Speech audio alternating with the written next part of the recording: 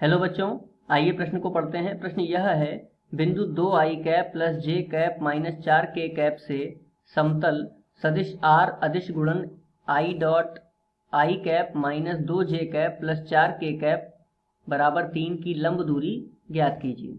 आइए सर्वप्रथम प्रश्न की मुख्य अवधारणा को जान लेते हैं। मुख्य अवधारणा,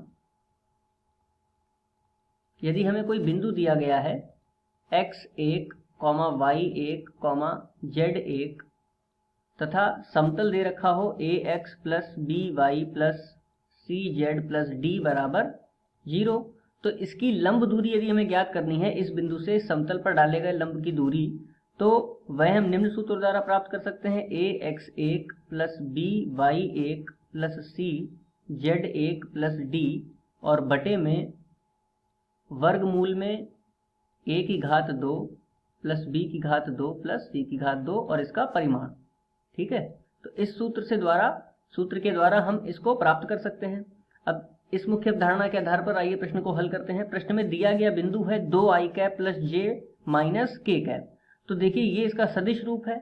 यदि हम इस बिंदु को लिखें तो बिंदु क्या हो जाएगा? बिंदु हो जाएगा 2, 1, -1। और इसी प्रकार देखिए, ये समतल दे रखा है, समतल का सदिश रूप। यदि हम इसका कार्तीय रूप लिखें तो कार्तीय रूप क्या हो जाएगा? माना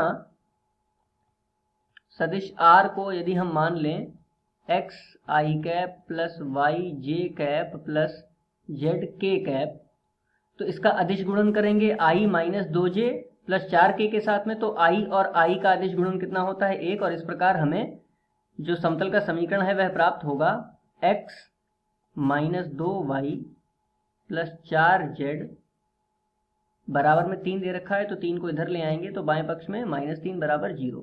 अब देखिए, मुख्य अवधारणा में दिए गए सूत्र के आधार पर इसको हल करते हैं तो वह किसके बराबर होगा? लंब दूरी परिमाण ax1। तो देखिए, a का मान क्या है, अर्थात x का गुणांक है 1। ठीक है, तो 1 की 2 में गुणा हो जाएगी, हमें 2 प्राप्त होगा। फिर y का गुणांक कितना है? -2, तो -2 की 1 में गुणा करेंगे, -2 आ जाएगा। इसके पश्चात z का गुणांक कितना है? 4, 4 की गुणा होगी -1 में, तो -4 का प्राप्त होगा। इसके बाद -3, d का मान है -3 और ये परिमाण बटे में वर्गमूल में a की घात 2 अर्थात 1 की घात 2 प्लस -2 की घात 2 कितना आ जाएगा? 4 प्लस 4 की घात 2 अर्थात 16। आइए इसको हल करते हैं।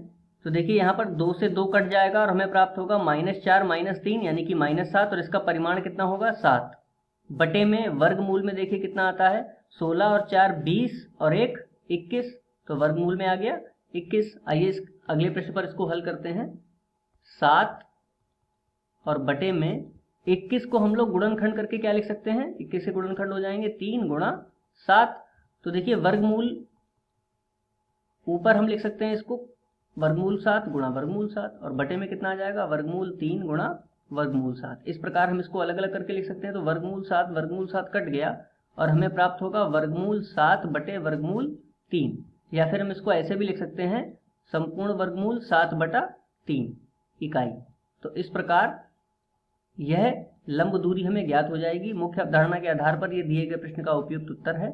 आशा करते हैं आपको समझ में आया होगा। धन्यवाद।